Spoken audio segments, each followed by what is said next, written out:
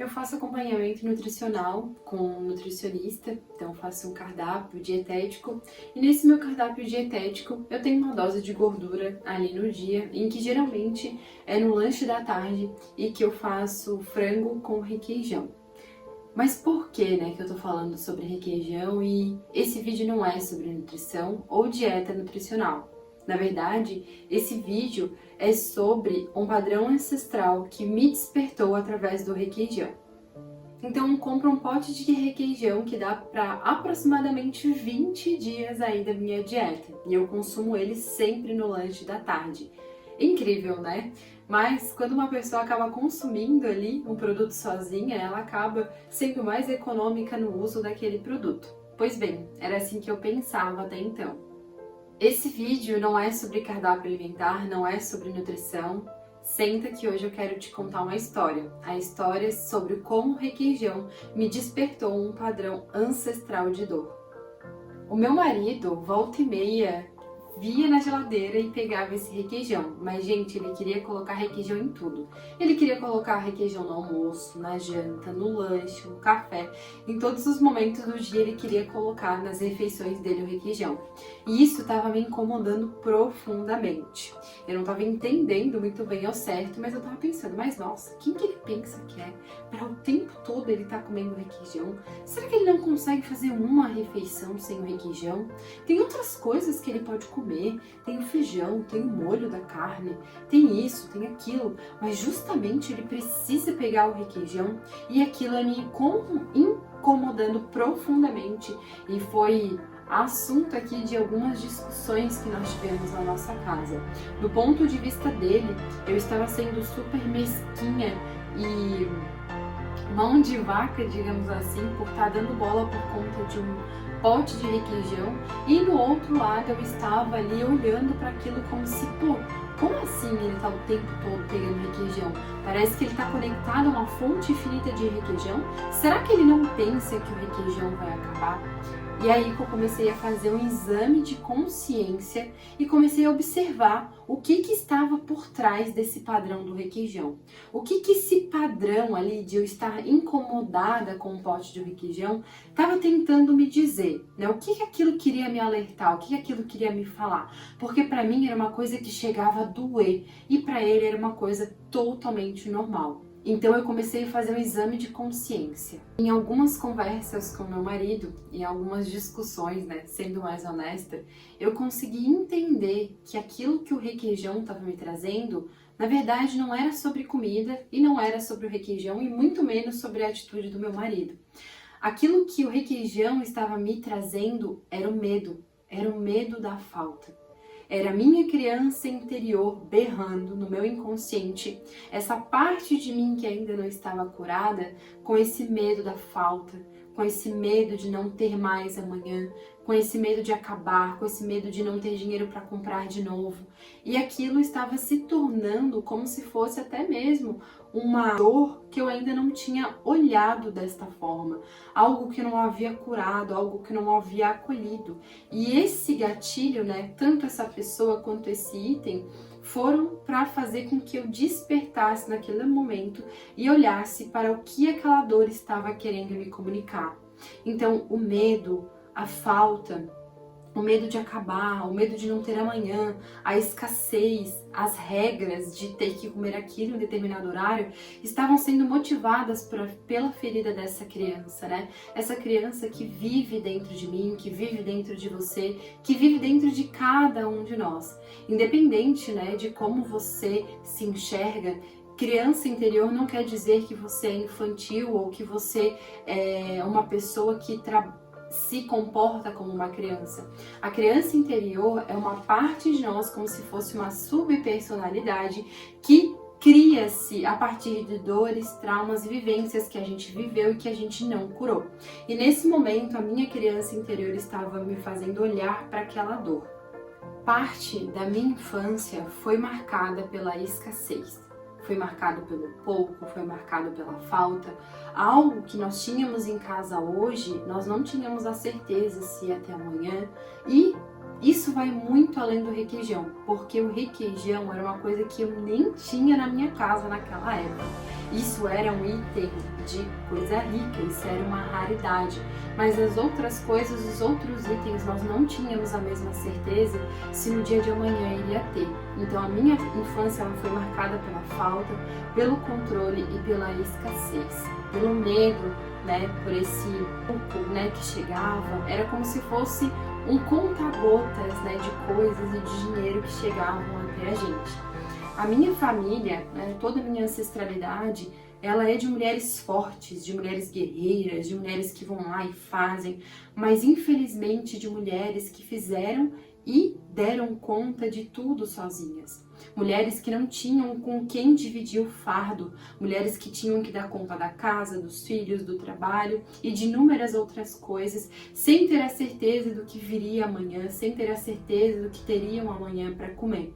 Então a vida dessas mulheres que foi marcada pela falta, pela escassez, pelo medo, pelo pouco, também chegou até mim de alguma forma. E eu comecei a observar a abundância, a prosperidade, o dinheiro, a fertilidade como algo que era perigoso, como algo que era para poucos, como algo que era para escolhidos.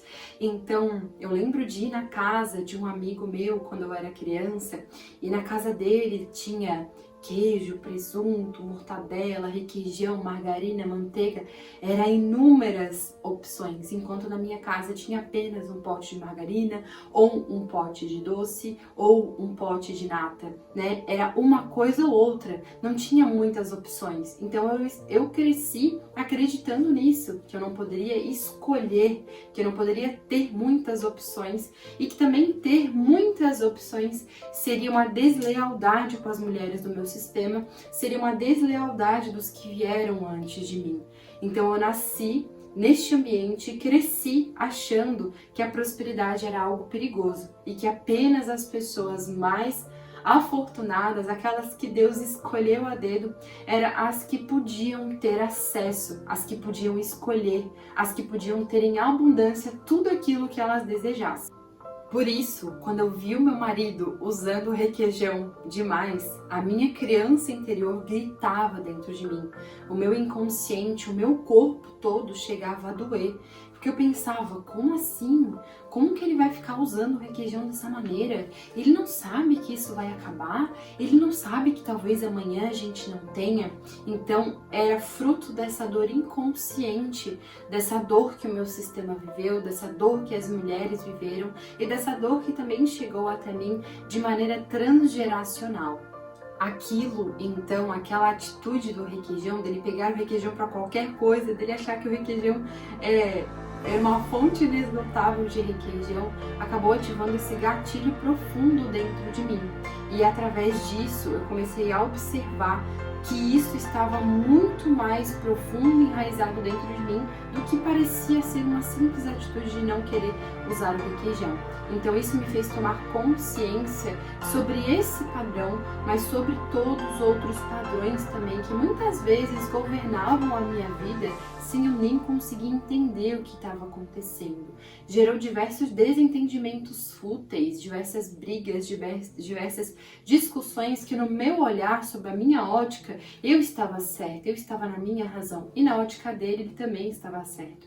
Ele também estava na razão dele. Porque nós dois tivemos experiências de vida totalmente diferentes. E nesse ponto, um ativou a ferida do outro, mas para que ambos pudessem despertar para curar.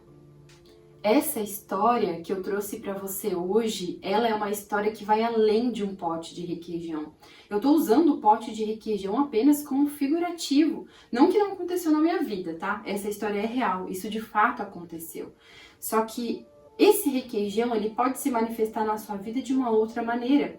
Ele pode se manifestar na sua vida quando você recebe uma notificação do banco e a sua barriga gela. Quando você tem alguma conta para pagar e você já fica com medo, já fica com aquele nó no estômago. Quando você evita abrir o aplicativo do banco para olhar seu saldo, porque você tem medo de quanto que tem lá, ou você tem medo de saber se você gastou muito, você tem medo de olhar a fatura do seu cartão de crédito, ou as contas que você tem a pagar, isso gera uma angústia, gera um desespero, ou às vezes você vai no mercado e toda vez que você paga a conta do mercado, do débito, do dinheiro, você sente aquela coisa tipo, nossa, parece que vai faltar. E muitas vezes isso também se manifesta de outras maneiras. Isso pode se manifestar como você fazer contas sem a intenção de pagar, ou seja, você vai no local, compra um monte de coisa, você não tem intenção nenhuma de pagar aquilo, ou você é daquele tipo de pessoa que paga tudo antes, com antecipação e prefere ficar sem dinheiro, muitas vezes ali se privando das coisas que você tem para comer, das coisas que você tem no seu dia a dia, às vezes andando até com uma meia, uma calcinha, uma cueca rasgada, porque você tem muito medo de dever para as pessoas. Isso tudo fala sobre sobre a sua ancestralidade, sobre como foram o comportamento dos seus ancestrais no passado, o que eles viveram, o que eles sentiram, o que eles vivenciaram. Isso está na nossa memória transgeracional.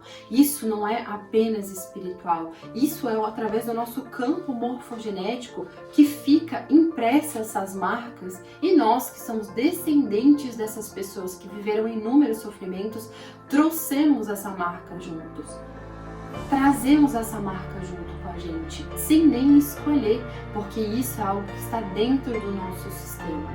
E muitas vezes isso está vindo para você, essas dores, essa ansiedade, esse medo de pagar uma conta, esse medo de faltar, para que você desperte, para que você tome a consciência a partir de agora e para que você possa e consiga fazer diferente.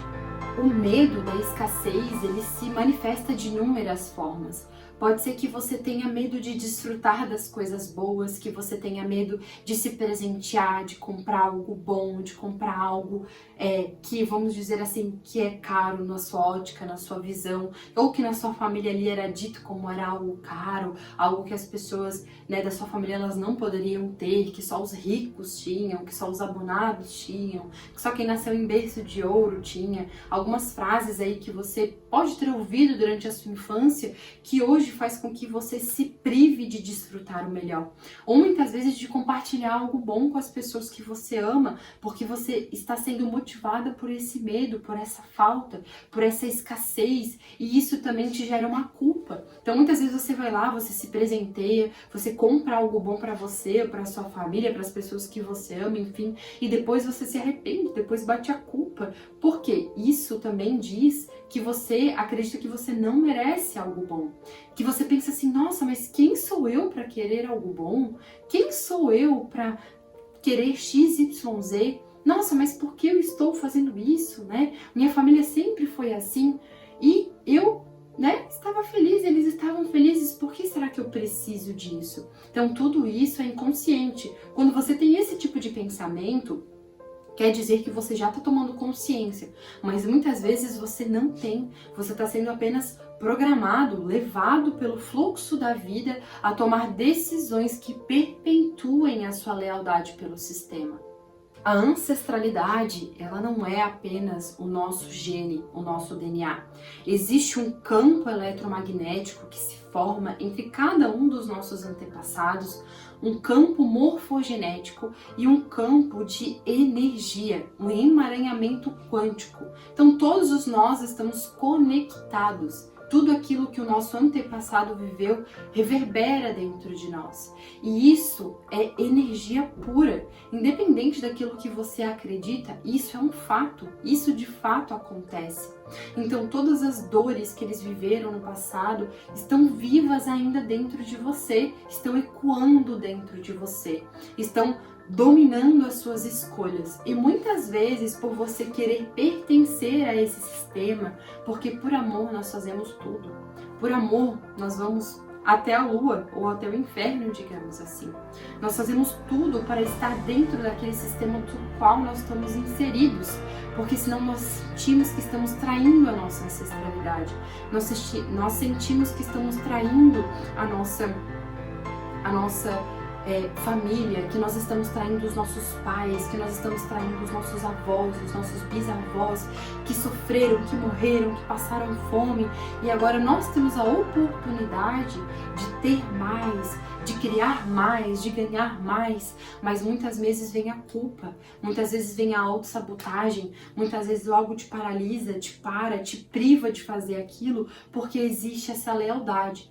Então, mesmo que você esteja muito desconfortável na situação que você vive hoje, mesmo que você esteja completamente endividado até a tampa da cabeça e que a sua família também foi assim, e o bisavô e o trisavô e vai lá, você ainda vai estar feliz nesse desconforto porque é aquilo que você conhece.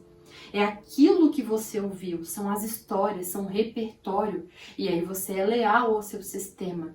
E isso, muitas vezes, ir para a vida, prosperar, ter mais dinheiro, ter mais oportunidades, criar. Muitas vezes isso para você lá na sua criança ferida, lá no seu inconsciente, vai parecer que você está traindo o seu sistema, que você não está sendo leal, que você não está tendo amor aos que vieram antes de você. Mas pode ter certeza absoluta que você só está fazendo mais mal ainda para você e para o seu sistema quando você não escolhe se libertar, quando você escolhe perpetuar as mesmas ideias, a mesma visão, os mesmos ideais, os mesmos valores. Por amor é aquilo. Por amor nós fazemos tudo, mas o amor, ele também é o amor que educa, o amor que direciona, o amor que faz com que a gente faça diferente. Então, por amor, você também pode escolher fazer diferente, escolher sim ter uma vida mais próspera e escolher sim ter uma vida sem dificuldades, uma vida abundante, escolher contar e escolher escrever uma história diferente. E se isso tá vindo para você hoje, não é porque você é refém de tudo que aconteceu. Se isso tá vindo para você, se esse vídeo tá mexendo com você, ou se você já se viu nessa história do requeijão com outras coisas, essa é uma chamada para você despertar. É uma chamada para você tomar consciência. É uma chamada para você abrir os olhos da alma para esses padrões inconscientes e a partir disso ter o poder, que é o conhecimento, para fazer diferente, para escolher contar uma história diferente, para escolher liberar os seus antepassados, para escolher liberar a si mesmo e permitir a si mesma, a si mesmo, a ser feliz, a ser próspero, a ser abundante, a escolher ter uma vida plena, uma vida sem dificuldades, uma vida sem pagar moedas, uma vida sem se preocupar se amanhã você vai ter mais dinheiro para comprar o pote de requeijão. Através da expansão, através da tomada de consciência, você coloca luz onde está escuro. E a partir dessa iluminação, dessa luz onde você está olhando as sombras, você consegue olhar esses padrões, transmutar esses padrões e transformar esses padrões. No meu caso, eu entendi que o requeijão não era só um requeijão. O requeijão, ele foi para mim um caminho de cura, um caminho de despertar, um caminho para que a partir daquilo eu pudesse fazer a diferença, eu pudesse fazer diferente. A partir dessa tomada, dessa virada de chave, desta consciência, eu comecei a tomar posse daquilo que estava vindo para mim e que eu pudesse transmutar. Ai, mas tudo eu, né, mano? Parece que é só eu que tô olhando para essas coisas, parece que é só comigo que acontece, todo mundo da minha família tá super bem, menos eu. É, mas talvez seja porque você tá escolhendo olhar. Os outros que não estão escolhendo olhar, tudo bem, mas você tá escolhendo olhar. E quando você é desperto, quando você é aquela pessoa que está olhando para isso, todos os tipos de padrões e de sujeira vai aparecer na sua frente, porque você está sendo a única pessoa a olhar, a única pessoa a querer mudar, a querer transmutar, a querer libertar você e ao seu sistema. É por isso que você está enxergando.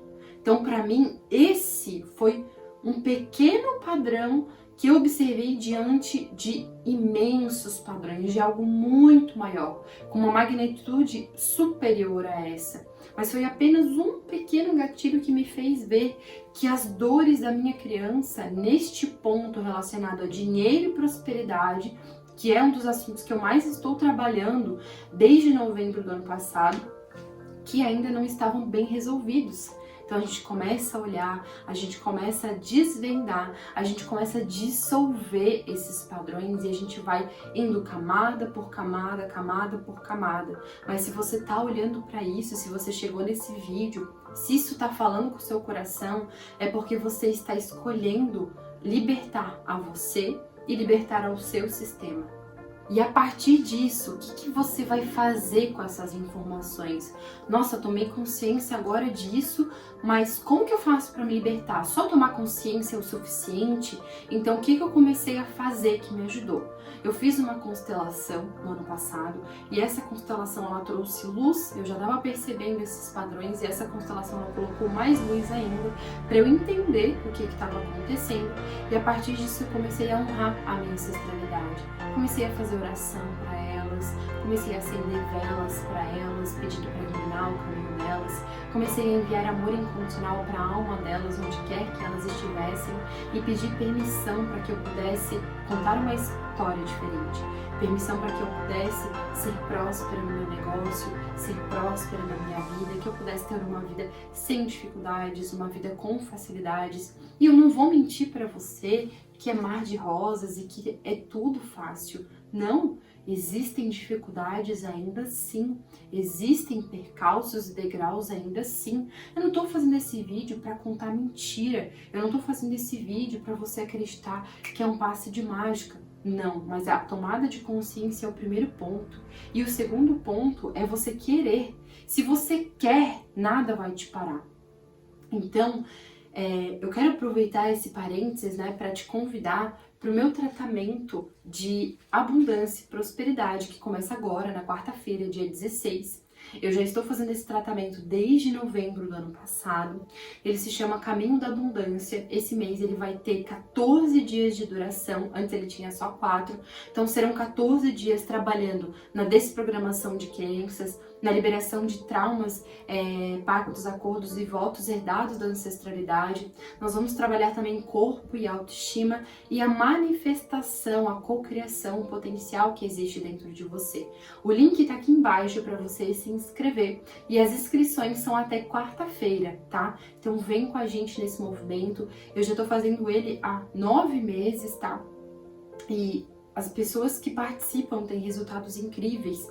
Elas manifestam carro, elas manifestam casa, elas manifestam empregos novos, dinheiro inesperado que chega na vida delas e valores assim, gente, significativos, coisa de 3, 4, 5 mil reais que chega do nada na vida delas, porque a gente está limpando essas crenças, a gente está derrubando essas barreiras e eu quero te ver também feliz e próspera na tua vida.